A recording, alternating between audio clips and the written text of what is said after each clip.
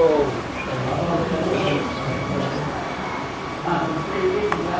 आज है 20 मार्च 1967 का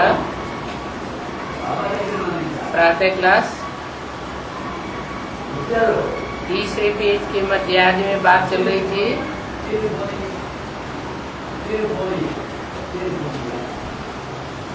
पहले तो यही निश्चय बुद्धि में हो कि वो हमारा बाप भी है, टीचर भी है और सतगुरु भी है।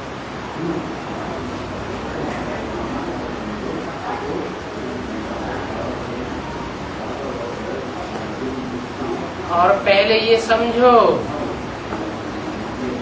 कि रचयिता बाप है व नहीं है। सभी का रचयिता एक ही शिव बाबा है।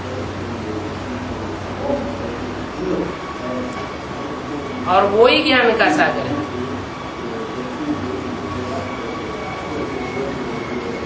वो ही हमको समझाते हैं और वो जो कुछ समझावेंगे वो तो राइट ही समझावेंगे। फिर तो कोई प्रश्न उठ ही नहीं सकता। बाप आते ही है संगम पर, सिर्फ कहते हैं कि मुझे ही याद करो और कोई को याद न करो तो तुम्हारे पाप भस्म हो जाएंगे। क्या शर्त रखी? मुझे एक को ही याद करो तो पाप भस्म हो जाएंगे। हमारा काम ही है पतित से पावन बनाने का। अभी तो ये तमो प्रधान दुनिया है। पतित पावन बाप बिना कोई को भी मुक्ति नहीं मिल सकती।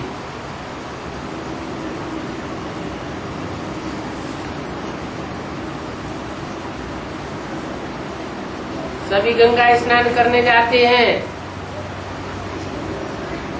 तो पतित ही ठहरे। और मैं तो कहता ही नहीं हूं कि गंगा स्नान करो। मैं तो कहता हूं मामेकम याद करो।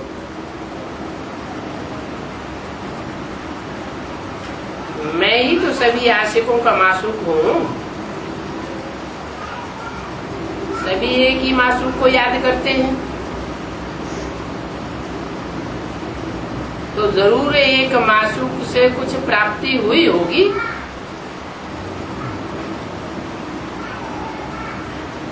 सारी रचना का क्रिएटर एक ही बाप है। वो कहते हैं कि देही अभिमानी बनकर मुझ बाप को याद करो तो योगाग्नि से पाप भस्म हो जाएंगे। कौन कहते हैं? तो सारी रचना का क्रिएटर एक बाप है।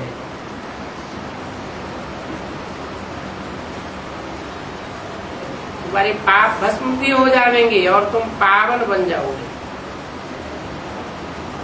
और यह योग बाप अभी ही सिखाते हैं। ऐसे नहीं कि शास्त्रों में जैसे कह दिया है कि हर युग में भगवान आते हैं, हर युग में आकर पतितों को पावन बनाते हैं। नहीं, अभी माना कलयुग का अंत और सतयुग का आदि जो संगम युग है, उस संगम में ही बाप आकर सबको समझाते हैं, सिखाते हैं। संगम युग पर जबकि दुनिया बदल रही है,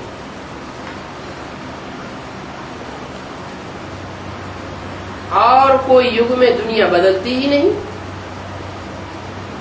नीचे ही गिरती जाती है। और अभी तो विनाश सामने खड़ा है। दुनिया के बदल जाने का मूल कारण क्या?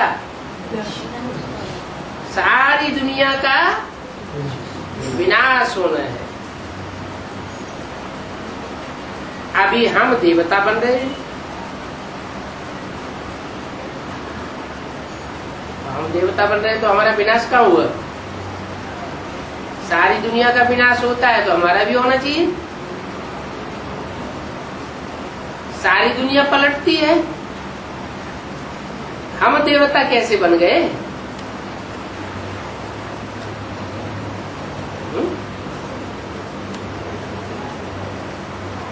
क्योंकि जो श्रीमत पर चलते हैं, बाप को पहचानते हैं, बाप की मत पर चलते हैं, उनका विनाश नहीं हो सकता। बाबा कितना सहज करके बतलाते हैं, परंतु बहुतों की ये धारणा ही नहीं होती है। क्यों नहीं होती है धारणा?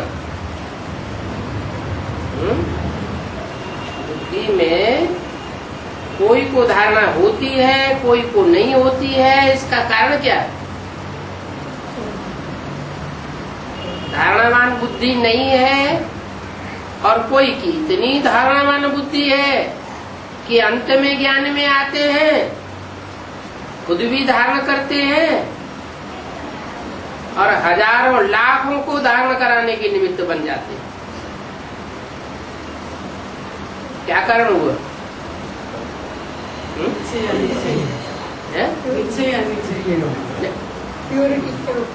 प्योरिटी।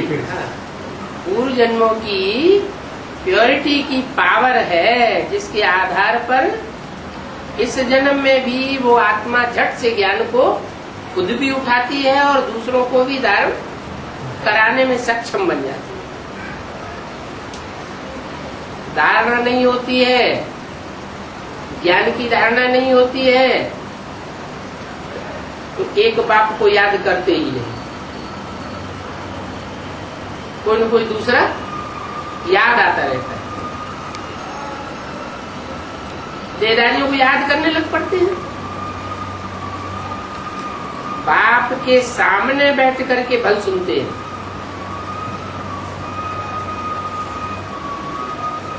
परंतु एक रस होकर के नहीं सुनते।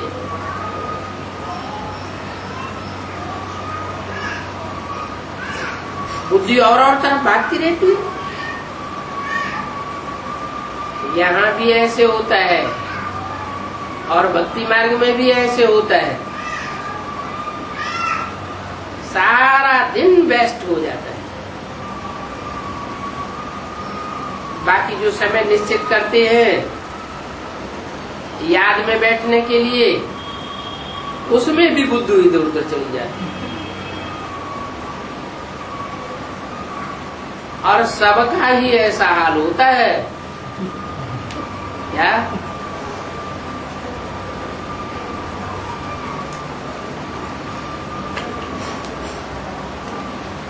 माया है ना, कोई को छोड़ती नहीं है।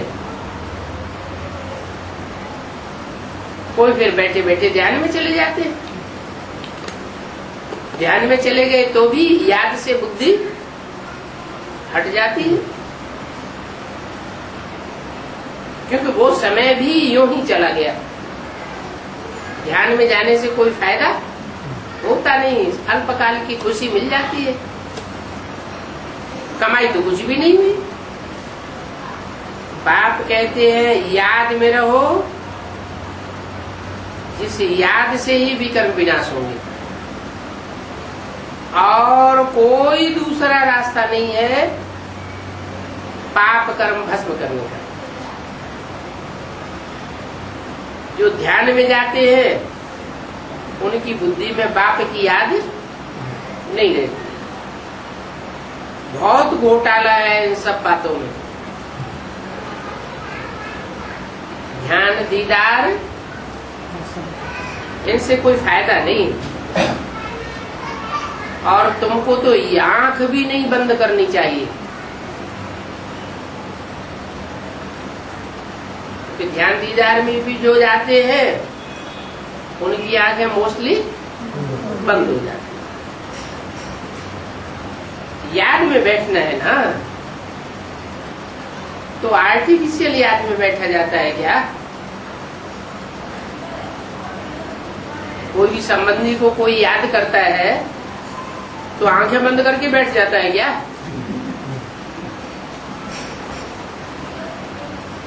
वो तो आर्टिफिशियल याद हो गई।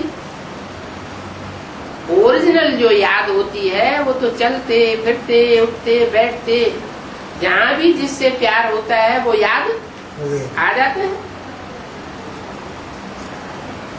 तो आंखें खोलने से डरना नहीं चाहिए क्या? कि आंखें खोल करके बैठेंगे तो कोई सामने आ जाएगा तो उसकी बुद्धि में याद आ जाएगी।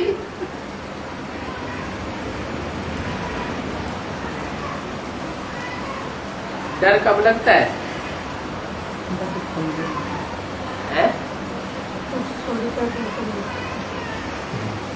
कुछ अंदर खोट होती है, कोई चोर बैठा होता है तो उसे डर लगता है। तो आंखें खोलकर बैठने से डरना नहीं चाहिए। आंखें सदैव खुली हुई हो और बुद्धि में माशूकी याद रहे। अगर आंखें बंद की तो जैसे गोया अंधा हो गया।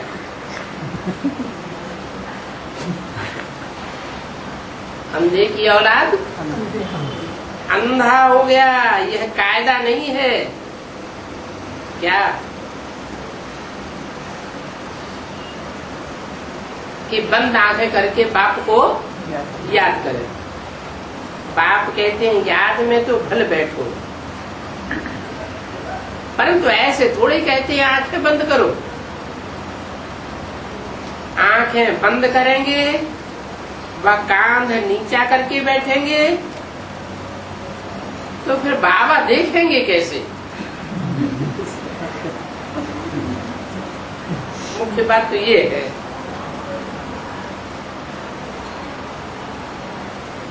याद में बैठना है तो आंखें खुली हुई हो तो बाप भी बच्चों को देखेंगे। माना दृष्टि जो सृष्टि सुधारने वाली है, दृष्टि से सृष्टि बनती भी है और दृष्टि से सृष्टि बिगड़ती भी है। श्रेष्ठ ते श्रेष्ठ बाप की दृष्टि से सृष्टि सुधरती है और देहधारियों की दृष्टि से सृष्टि बिगड़ती है। एक निराकार बाप गाया हुआ है और हर धर्म में उसकी मान्यता है, लेकिन वो निराकार का अर्थ गलत लगा लेते हैं। क्या? वो समझते हैं बिंदी, जिसका कोई आकार प्रकार नहीं होता, लंबाई चौड़ाई नहीं होती।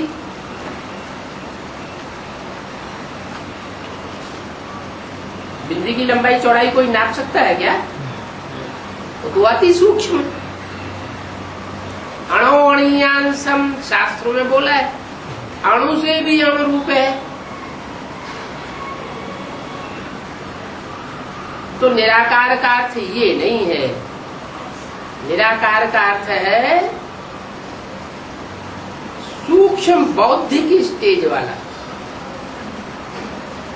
जितनी सूक्ष्म बुद्धि की स्टेज होगी उतना ज्ञान की गहराइयों को पकड़ सकेगा और उतना ही सूक्ष्म से सूक्ष्म बाप को पहचान सकेगा। जो जितना बाप को पहचानेगा, उसके महत्व को जानेगा, तो फिर याद भी करेगा। अगर ऊंचे ऊंचे बाप के महत्व को ही नहीं जाना तो याद कैसे करेगा? तो बाप कहते हैं आंखें जो है वो याद में बहुत काम देती है। कोई की किसी से दिल लग जाती है तो पहले पहले क्या होता है? पहले पहले क्या होता है? पहले तो और इंद्रियों का संग होता है या आंख का संग होता है? आंख का संग होता है। तो ये आंख सब इंद्रियों में मुख्य है। एक दृष्टि से वृत्ति बनती है। दृष्टि सुधर जाए तो वाइब्रेशन सुधर जाते हैं। और ये दृष्टि सुधारने का काम सिर्फ एक बाप का है। ऐसे नहीं कि मनुष्य मनुष्य को दृष्टि देंगे तो सृष्टि सुधर जाएगी। बेसिक नॉलेज में ब्राह्मण लोग क्या समझते हैं? एडवांस के मुकाबले बेसिक में चलने वाले तो हजारों लाखों करोड़ों की तादाद में है। लेकिन वो क्या समझते हैं कि दीदी दादी दादाओं की कृपा दृष्टि से हमारा उद्धार हो जाए। लेकिन ये हो नहीं सकता। 2500 वर्ष से मनुष्य सृष्टि गुरुओं की कृपा दृष्टि लेते लेते गिरती चली आई। अब इस सृष्टि को दृष्टि से बाप उठाने आए। एक ही बाप है, कोई तो एक ही बिंदी है। तो बिंदी एक है, 4 है, 8 है, उसकी कोई विशेषता पेक्युलरिटी तो है नहीं। वो बिंदी जब साकार शरीर में प्रवेश करे मुकर्रर रथ में, तब ही पता लग सकता है कि वो सुप्रीम सोल की दृष्टि से हमारी सृष्टि सुधर रही है। तो आंखें कब भी बंद नहीं करना चाहिए।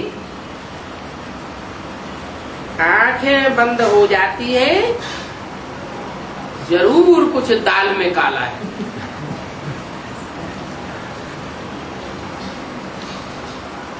और कोई को याद करते होंगे। बाप तो कहते हैं अगर तुमने और कोई को याद किया तो तुम सच्चे आशिक नहीं हो।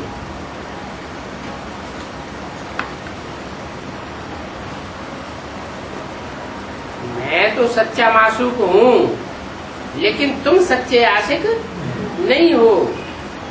सच्चे आशिक बनेंगे तो ऊंच पद जरूर पावे। माना बाप से कौन से ऐसे बच्चे हैं जो ऊंच पद पाते हैं? उनका मुख्य गुण क्या हुआ? बाप को क्या प्रिय है? गॉड इज द ट्रुथ कहा जाता है, सच्चा बादशाह कहा जाता है, सत्य गुरु कहा जाता है, सत्य युग स्थापन करने वाला है। तो सच्चखंड स्थापन करने वाले बाप को क्या प्रिय है? पहले पहले सच्चाई प्रिय। तो सच्चा होगा तो आंख क्यों छुपाएगा? आंख क्यों बंद करेगा? तो सच्चे आशिक बनेंगे तो जरूर ऊंच पद पावेंगे। ये सारी मेहनत ऐसी याद में है और देह अभिमान बुलाता है। आत्माभिमान बाप की याद दिलाता है। खुद आत्मिक स्थिति में होंगे तो ऑटोमेटिक बाप याद आवेगा। और कोई न कोई देह की देहधारी की याद में होंगे, देह के पदार्थों की याद में होंगे तो ऑटोमेटिक बाप भूल जाते।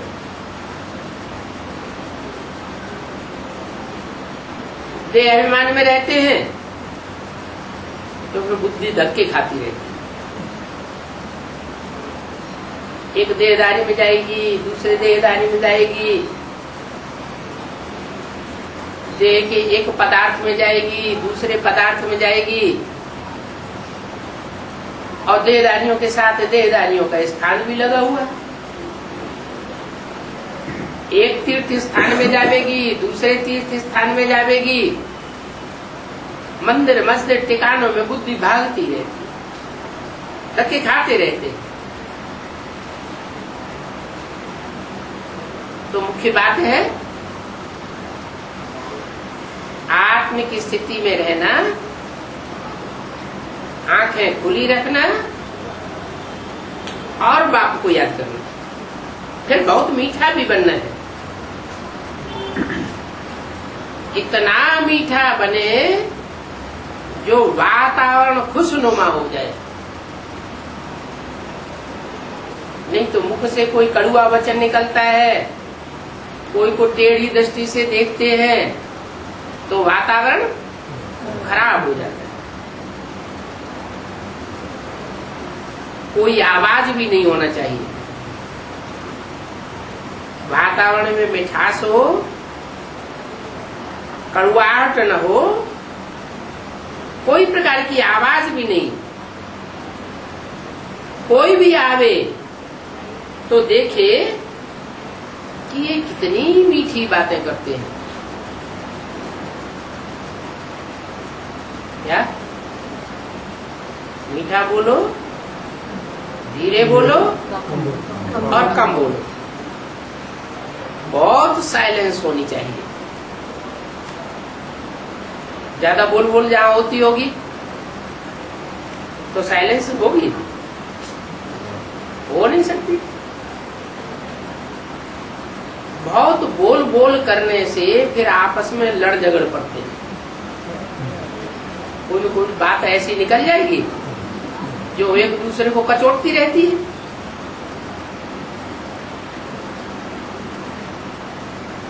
लड़ना झगड़ना नहीं है, नहीं तो जैसे कि बाप टीचर गुरु तीनों की निंदा कराते हैं।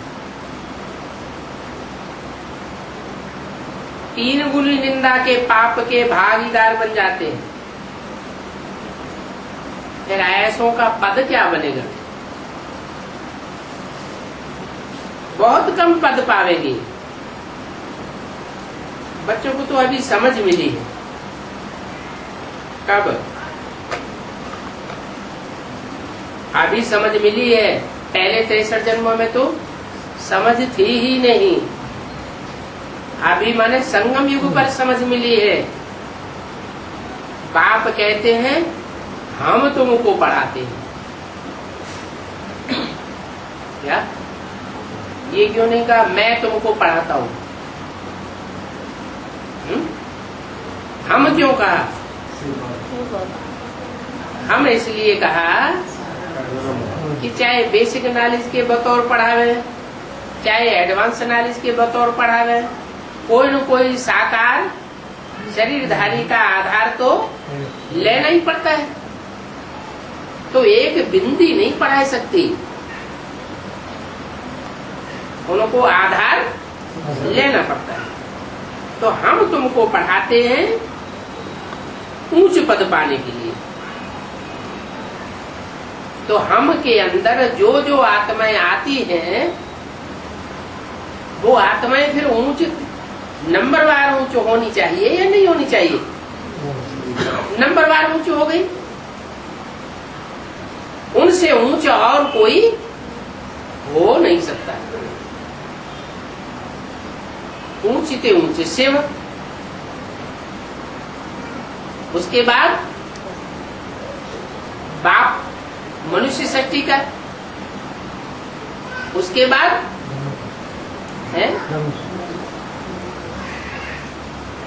कृष्ण बच्चा, जो इस सृष्टि का पहला पत्ता है वो भी ऊंच आत्मा हुई। तो हम तुमको पढ़ाता हूं ऊंच पद पाने के लिए। तो ऐसी पढ़ाई पढ़ करके फिर औरों को पढ़ाना है। क्या वो तो पूरी पढ़ाई पढ़ नहीं पाए, अधूरी पढ़ाई रह गई और दूसरों को पढ़ाना शुरू कर दिया। जैसे कि बेसिक नॉलेज हो गई, खुद भी समझ सकते हो, कि हम तो कोई को सुनाए नहीं सकता हूं। जब कोई को सुनाए ही नहीं सकता हूं तो ऊंच पद क्या पाऊंगा?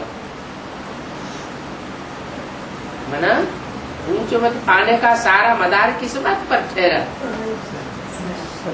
दूसरों की जितनी सेवा करेंगे उतना ऊंच पद बन सकेगा।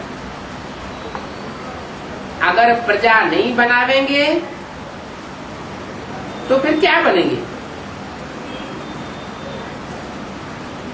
कोई राजा हो और उसकी कोई प्रजा हो ही नहीं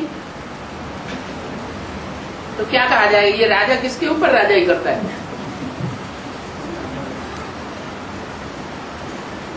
जानवरों के ऊपर तो राजाई नहीं करेंगे। भैंस चराता हो और कहे मैं राजा हूं, नहीं, आप समान बनाना है। जैसा राजा होगा यथा राजा तथा उसकी प्रजा होगी। राजा सूर्यवंशी होगा तो प्रजा भी सूर्यवंशी होगी। राजा चंद्रवंशी होगा तो उसकी प्रजा भी चंद्रवंशी होगी। ऐसे नहीं कि चंद्रवंशी प्रजा में सूर्यवंशी राजा के गुण आ जाएंगे।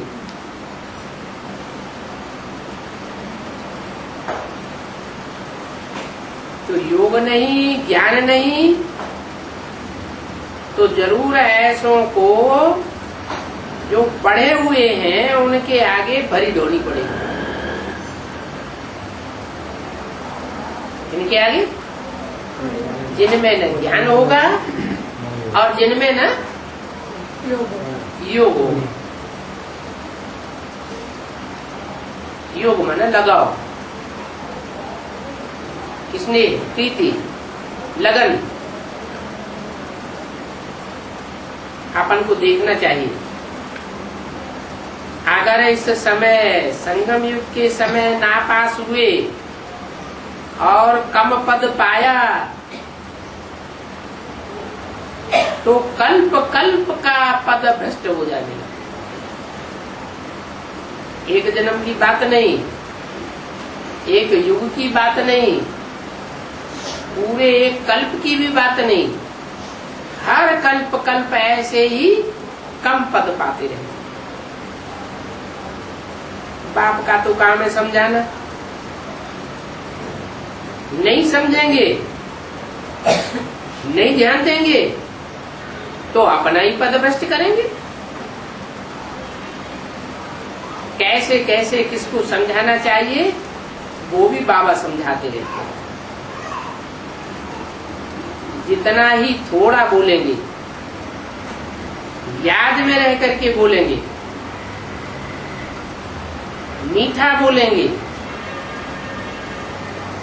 उतना ही अच्छा है। क्योंकि क्या होता है, समझाने वाला समझाता है एक आत्मा को और आवाज जाती है 2-4 घरों तक।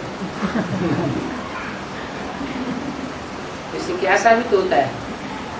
आत्माभिमानी होकर पढ़ाई रहा है, बाबा की याद में पढ़ाई रहा है, या देह अभिमानी में पढ़ाई रहा है? खुद देहभान में है तो आत्मा भी कैसी तैयार होगी? ऐसी आत्मा तैयार होगी जो कहे बहन जी हम क्या करें, हमारी तो जोर से बोलने की आदत ही है, आप बुरा मत मानो। माना वो अपनी जोर से बोलने की आवाज को कम करना उनके बस की बात जैसे रही नहीं। ओम शांति।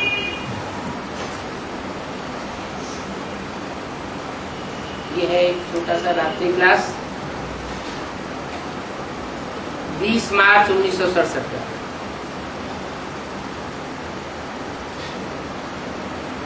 मूल बात है ही बाप को याद करना। क्या सब्जेक्ट्स तो 4 हैं ईश्वरीय ज्ञान की। ज्ञान बहुत ज्ञान सुनते हैं, सुनाते हैं। बाबा भी आकर के कितना ज्ञान सुनाते हैं। कहते हैं जब तक जीना है तब तक जीना है, और ज्ञान जो सुनते हैं उसको धारण भी करना है। ज्ञान की धारणा होगी तो दिव्य गुणों की भी धारणा होगी, और जो ईश्वरीय शक्तियां मिलती हैं वो भी धारणा बनी रहेंगी। तो धारणा भी एक सब्जेक्ट है। जो ज्ञान लेते हैं, जो धारणाएं करते हैं, उनको फिर दूसरों तक पहुंचाना, दूसरों को भी आप समान बनाना, ये फिर है सेवा का सब्जेक्ट। ज्ञान, धारणा और सेवा, ये 3 सब्जेक्ट्स तो है ही है, लेकिन इन तीनों में सबसे मुख्य है याद। क्यों इतना महत्व याद को क्यों दे दिया? क्योंकि ज्ञान सुनना सुनाना वाचा की सेवा है।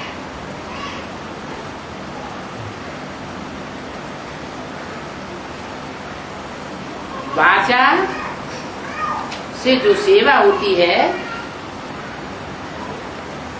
उसके लिए कुछ भागदौड़ भी करनी पड़ती है, माना कर्मेंद्रियों की भी सेवा करनी पड़ती है। तो कर्मणा सेवा और वाचा सेवा ये स्थूल सेवा है या सूक्ष्म सेवा है? वाचा भी स्थूल है, कर्मेंद्रियां भी स्थूल है। स्थूल में ज्यादा ताकत होती है या सूक्ष्म में ज्यादा ताकत होती है? सूक्ष्म में ज्यादा ताकत होती है। एटम बम बनता है, कितना एटम सूक्ष्म होता है तो कितनी ताकत होती है।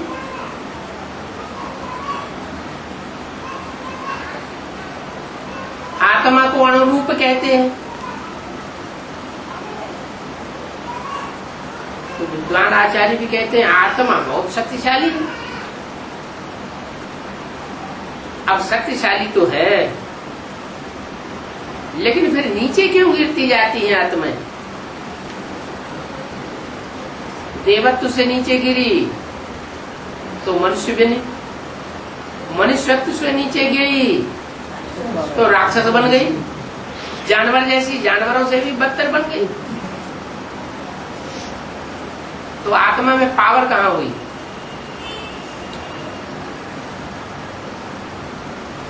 आत्मा जो है वो देह के संग करने से देह समझ बैठी। तो मन बुद्धि रूपी आत्मा स्थूल बन गई, सूक्ष्म शक्ति समाप्त हो गई, तो पावर नहीं रहती। कितने साल हो गए बेसिक नॉलेज चलते चलते? 70 साल हो गए। दुनिया में कोई परिवर्तन हुआ? कहीं कोई परिवर्तन दिखाई पड़ता है? ब्राह्मणों की दुनिया के अंदर ही परिवर्तन दिखाई पड़ता है? नहीं। कारण क्या हुआ? क्या कारण हुआ है? जो आत्मिक स्थिति है वो अभी तक भी पक्की नहीं हुई। सर्विस भी करते हैं तो देवभान की सर्विस करते हैं। वाचा के जो पंडित बन जाते हैं उन्हें बड़ा अहंकार आ जाता है, दूसरों को कंट्रोल करने लग पड़ते हैं। तो देवभान की सेवा हुई ना।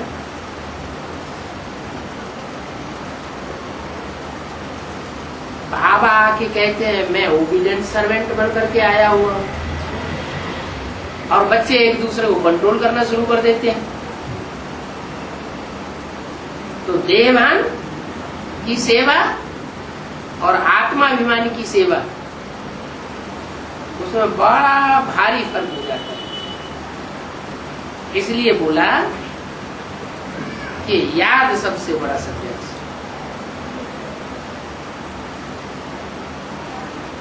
ज्ञान मुख्य चीज है। आत्मा का, परमात्मा का, सृष्टि चक्र का ज्ञान नहीं होगा तो फिर पहचान नहीं होगी। ज्ञान मुख्य है और पहले है। क्या मुख्य चीज है और पहली चीज है, बेसिक चीज है, लेकिन एवरलास्टिंग चीज नहीं। आखिरी में एवरलास्टिंग ताकत कौन सी हुई? याद। और अंत में क्या रह जाएगा? याद ही रह जाएगी, तंत्र रह जाएगा। तंत्र में ज्यादा ताकत होती है, सार में ज्यादा ताकत होती है, या विस्तार में ज्यादा ताकत होती है? ज्ञान का हो जाता है बहुत विस्तार। कितना विस्तार बताया? दुनिया के जितने भी जंगल हैं उन सब की कलम बनाओ, और जितना भी सागर में पानी है उसकी स्याही बनाओ, तो भी ज्ञान फूटेगा नहीं। इतना ज्ञान का विस्तार।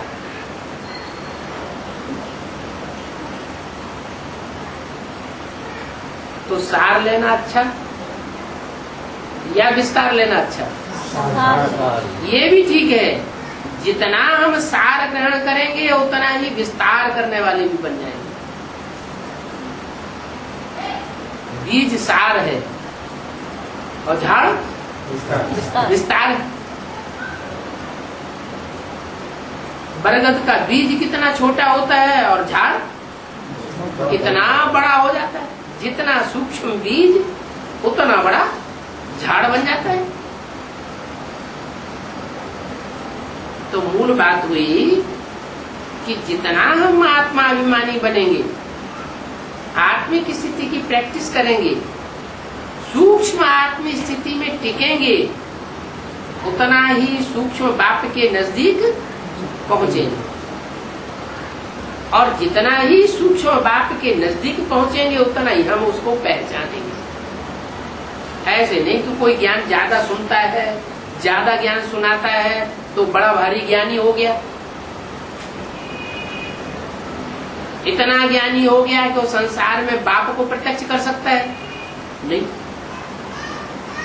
ब्राह्मणों की बेसिक दुनिया में सबसे ज्यादा ज्ञानी कौन माना जाता था? जगदीश भाई बहुत ज्ञानी माने जाते थे। फिर जब शरीर छोड़ा तो अंत में क्या कह के गए?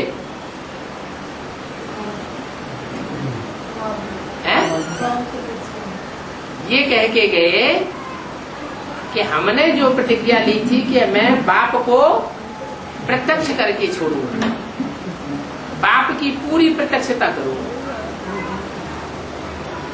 इस बात में मैं फेल हो गया, मैं बाप को प्रत्यक्ष नहीं कर सकता।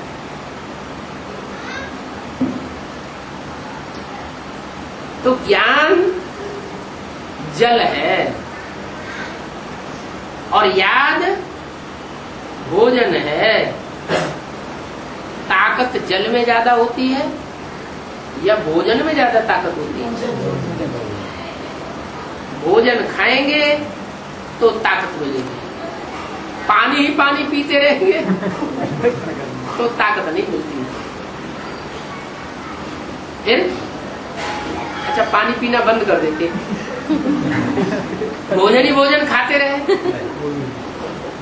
तो गर्मी चढ़ जाएगी, तो वो भी नहीं चलेगा। बैलेंस रखना, भोजन भी लेना, याद में भी रहना, और साथ साथ ज्ञान का जल भी ग्रहण करना। लेकिन जल को प्रिय महत्व इतना नहीं देना कि बस ज्ञान ही सब कुछ है।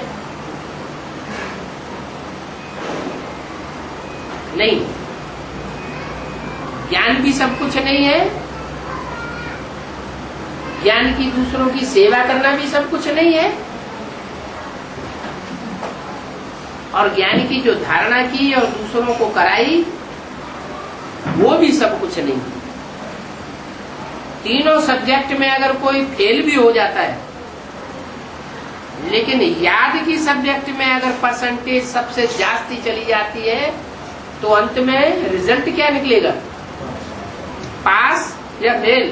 पास कहा जाता है।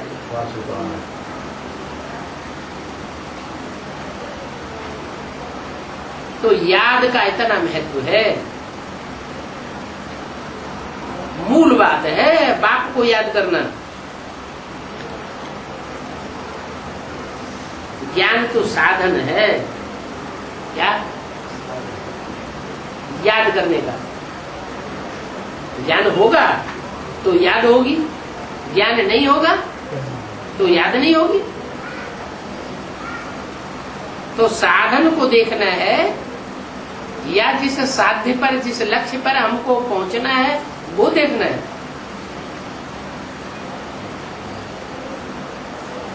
साधन साधन है और साध्य साध्य है। लक्ष्य होगा तो लक्षण आ गई। तो बाप को याद करने की मुख्य बात, और दूसरी बात षष्ठी चक्र को याद करना, ये हो गया ज्ञान। ये नंबर 2 की चीज। पहला प्रियरिटी याद के सब्जेक्ट को, और दूसरा ज्ञान। तो अपने ऊपर ये नजर रखनी है। तीसरी बात कि मेरे अंदर कोई अवगुण तो नहीं है।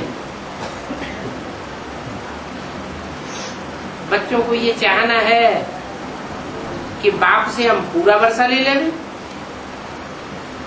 कोई बच्चे हैं इतनी बातें नहीं समझते हैं, जितना विस्तार बताया जाता है ज्ञान का, तो बाप कहते हैं कोई हर्ज नहीं। बूढ़ी बूढ़ी माताएं बहुत अफसोस करती रहती हैं कि हमारे अंदर तो ज्ञान ठहरता ही नहीं। बाबा कहते हैं कोई हर्ज नहीं। अच्छा तो लगता है,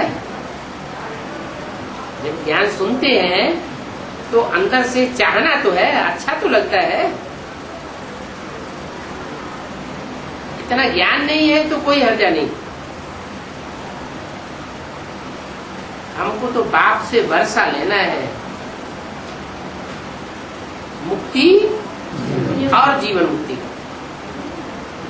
तो पहले पहले ये निश्चय होना चाहिए कि जिससे वर्षा लेना है उसको हमने पहचान लिया। बाप को पहचाना, बाप को जाना, माना बहुत बड़ा काम हो गया। इसलिए बाबा कहते हैं तुम बच्चों में और कोई शिफ्ट हो या ना हो, दुनिया वालों के मुकाबले कौन सा विशेष गुण है? बाप की पहचान तुम बच्चों को है। बल कोई गुण नहीं है, मेरे निर्गुण हारे में कोई गुण नहीं। बंदरों की महफिल में आता हूँ, कोई कहे बंदरों को कोई गुण होता है? बंदरों में तो विकार ही विकार भरे पड़े होते हैं, गुण तो कोई होता नहीं। तो भी राम की सेना गाई हुई क्यों है?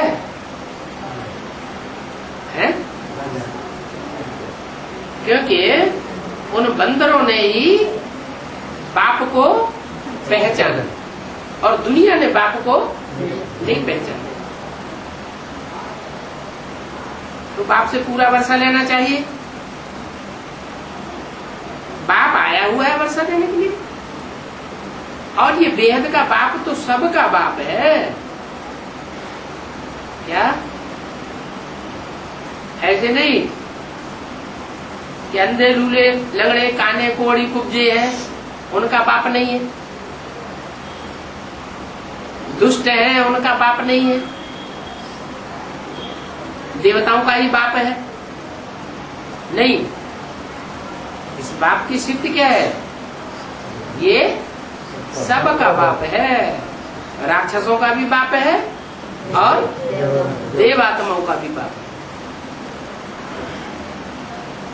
बाप ने ही आकर के पहले पहले ब्रह्मा कुमार कुमारियों को रचा है।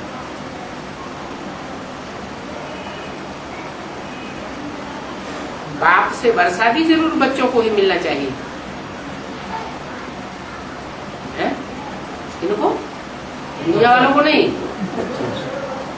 जो बाप के बच्चे बने, जिन्होंने बाप को पहचाना, उन बच्चों को बाप का वर्षा मिलना चाहिए, मिलना भी है।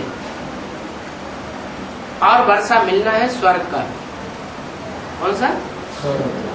स्वर्ग का वर्षा मिलना है? क्यों? वर्षा नरक का नहीं होता? द्वापर कलयुग में सुख नहीं होता क्या? है? नहीं होता? अरे सुख होता नहीं, कैसे? आज की दुनिया में कोई कहो स्वर्ग चलोगे, नारद जी सबसे जाके कहते रहते हैं चलो वैकुंठ चलो वैकुंठ, कोई जाता है? क्यों? कहते हैं इसी दुनिया में स्वर्ग है, हमको यही महलमाड़ियां अटारियां हैं, हमको सब प्रकार की सुख साधन प्राप्ति यहाँ है, तो हम स्वर्ग में क्यों जा रहे हैं? हमें स्वर्ग का वर्षा नहीं चाहिए। सन्यासी क्या कहते हैं? हैं? अरे शिवो हम तो खुद ही शिव हैं, भगवान है, हमें स्वर्ग में नहीं जाना। स्वर्ग के सुख काग विष्टा समान सन्यासी लोग कहते हैं। बाप कहते हैं मैं वर्षा देता हूँ स्वर्ग का, तो जो मैं स्वर्ग का वर्षा देता हूँ वो काग विष्टा समान तुमको देता हूँ। काग विष्टा का मतलब हुआ कि मनुष्य जो कुछ खाते हैं और खाने के बाद जो रस निकल जाता है, जिसका खून मांस मज्जा बन जाता है, उसके बाद जो बचता है कचरा पेट में, वो विष्टा है। जो कचरा बचा वो विष्टा, उस विष्टा को कौवे ने खाया और कौवे का मांस मज्जा खून बना, फिर उसके पेट में जो बचा वो काग विष्टा कहेगी। तो सन्यासी लोग कहते हैं स्वर्ग के सुख काग विष्टा समान। तो बाप की ग्लानि करते हैं, बाप जो ऊंचे से ऊंची प्राप्ति आकर के कराते हैं उसकी ग्लानि हुई या सम्मान हुआ? ये तो ग्लानि हो गई। बाप कहते हैं मैं ही आकर के स्वर्ग का वर्षा देता हूँ, और किसको देता हूँ? तुम बच्चों को देता हूँ जो स्व स्थिति में स्थित होते हैं। क्या? तुम बच्चे, चाहे वो बच्चे राक्षस बन गए हो, चाहे बंदर समान बन गए हो, जानवरों से भी बदतर बन गए हो, लेकिन वो स्वस्थिति में टिक जाते हैं, उन बच्चों को मैं वर्षा देकर जाता हूं। इसी जीवन में जो स्व स्थिति धारण करते हैं। राधा कृष्ण की आत्मा इसी जीवन में स्व स्थिति धारण करती है। उनको बाप से डायरेक्ट वर्षा मिलता है? उनको नहीं मिलता, और तुम बच्चों को मिलता है। इसलिए इनको उठा के एक बाजू रख दिया। मैं इनसे बात नहीं करता हूँ, मैं तुम बच्चों से बात करता हूँ। बाजू में रख दिया, माना इनका इतना महत्व नहीं है जितना तुम्हारा महत्व है। तुम इसी जीवन में रहते रहते,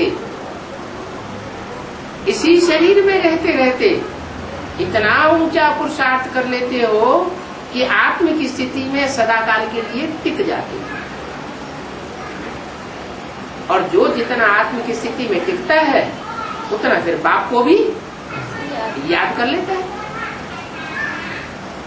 तो बोला बाप से ही बच्चों को वर्षा मिलना है, और स्वर्ग का वर्षा मिलना है। क्या? माना स्वयं स्थिति का वर्षा मिलना है। देवताएं जो भी होंगे 2500 साल 21 जन्म, वो कौन सी स्थिति में रहेंगे? स्वयं स्थिति में रहेंगे। तो ये स्वयं स्थिति का 21 जन्म का वर्षा देता हूं, उसे कहा जाता है स्वर्ग। हिंदू हो, मुसलमान हो, सिख हो, ईसाई हो, सब स्वर्ग को मानते हैं। मुसलमानों में जन्नत कहते हैं, अंग्रेजों में पैराडाइज कहते हैं। मान्यता तो है ना।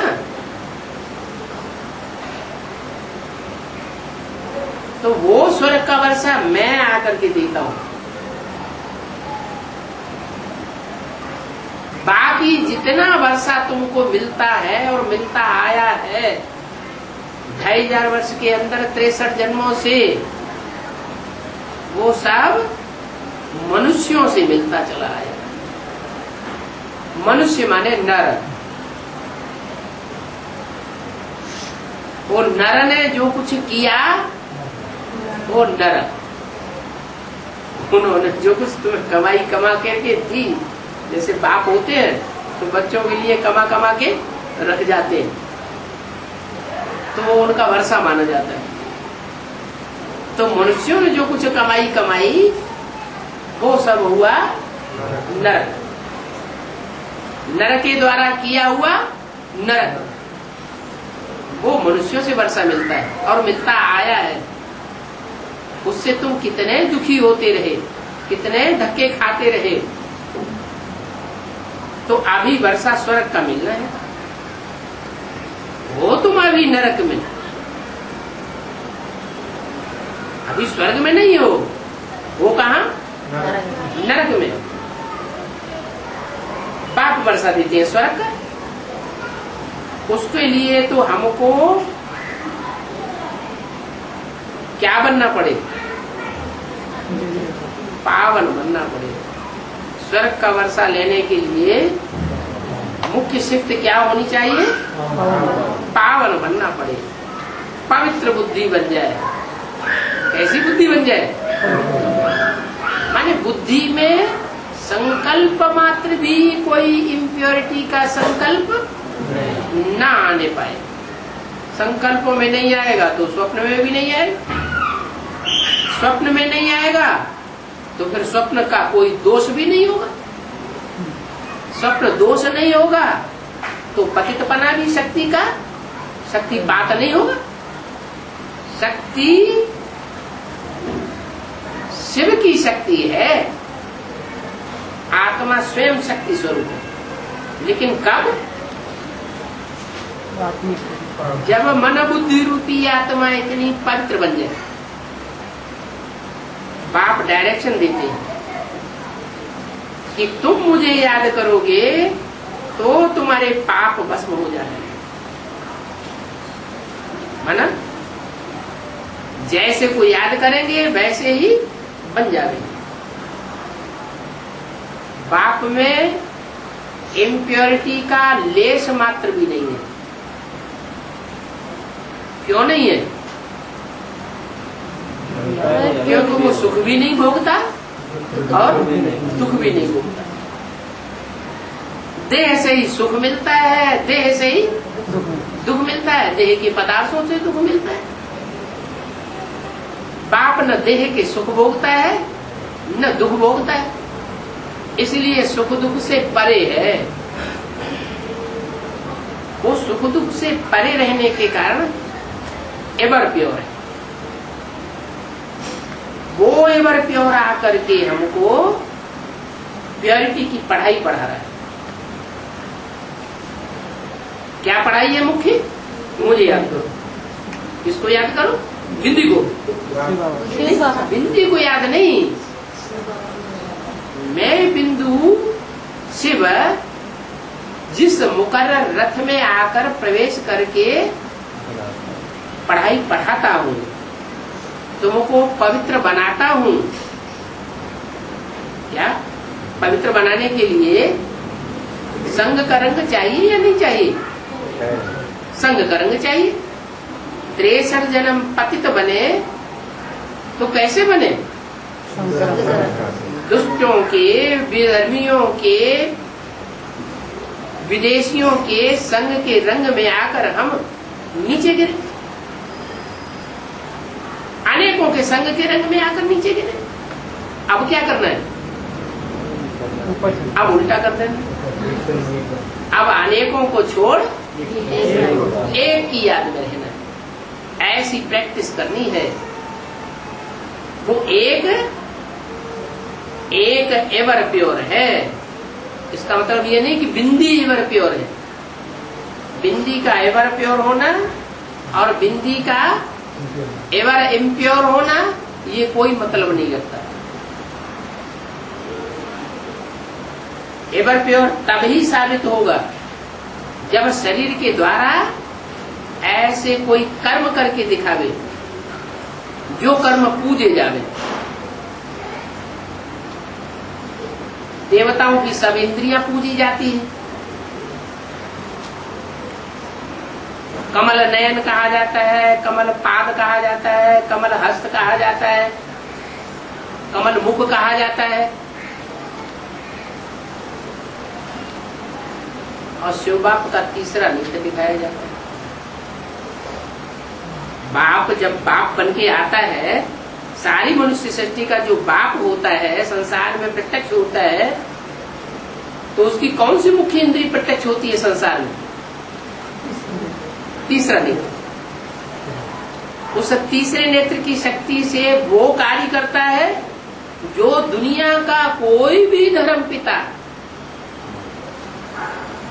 ग्रेट ग्रैंडफादर है, वो भी नहीं कर सके। क्या करता है?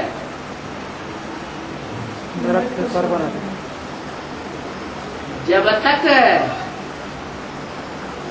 ये दुष्ट दुनिया खलास नहीं होगी, पुरानी दुनिया नष्ट नहीं होगी, तब तक संसार में स्वर्ग की प्रत्यक्षता का कोई मतलब नहीं हो सकता। तो पुरानी दुनिया का ध्वंस करने का कार्य वो तीसरा नेत्र करता है।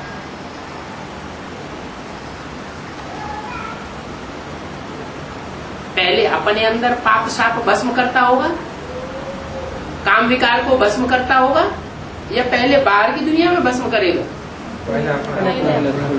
जो अपने नहीं कर सकेगा वो दूसरों के भी नहीं कर सकता। उसका संग का रंग लगेगा ही नहीं। दृष्टि के संग का रंग उसी का लग सकता है जिसकी दृष्टि खुद पावन बनी हुई। तो वो सुप्रीम सोल जिस मुकर्रर रथ में आकर के प्रवेश करता है, उस मुकर्रर रथ के द्वारा दृष्टि से सारी ही सृष्टि को सुधारता है। सारी दुनिया का वाइब्रेशन सुधर जाता है। लेकिन किनका वाइब्रेशन सुधरेगा, किनका जन्म जन्मांतर सुधरेगा, किनका नहीं सुधरेगा, किनका जल्दी सुधरेगा और किनका देर में सुधरेगा। आपका श्रीमत तपस्या करने का 63 दिनों में अच्छे कर्म क्यों नहीं आते? एक बात के संग में आते हैं। वो बात है पवित्र बनने। अभी जितनी भी पढ़ाई हुई एडवांस नॉलेज की, बेसिक नॉलेज की, उसमें संग के रंग में कौन आए जास्ती है? यज्ञ के आदि में भी संग के रंग में रहे सूर्यवंशी बच्चे, और अभी एडवांस में भी पहचान करके रहे। पहले तो पहचानते नहीं थे और अभी पहचान करके संग के रंग में रहे, तो पवित्र बने है? बुद्धि पावन हुई, अपवित्र संकल्प तो आना बंद नहीं हुआ अभी। तो अपवित्र संकल्प आते हैं माने दृष्टि वृत्ति अभी भी दूषित हो रही है। पावन अभी न दृष्टि बनी न बुद्धि की वृत्ति बनी। और बाप क्या कहते हैं? स्वर्ग का वर्षा पाना है तो क्या करना है? पावन बनना है। जो पहले पावन बनेंगे वो जन्म जन्मांतर के लिए ज्यादा प्राप्ति करेंगे। जो बाद में पावन बनेंगे नंबर माला में नीचा हो जाएगा तो उनकी प्राप्ति जन्म जन्मांतर की सुख की माना स्वर्ग की कम हो जाएगी। ओम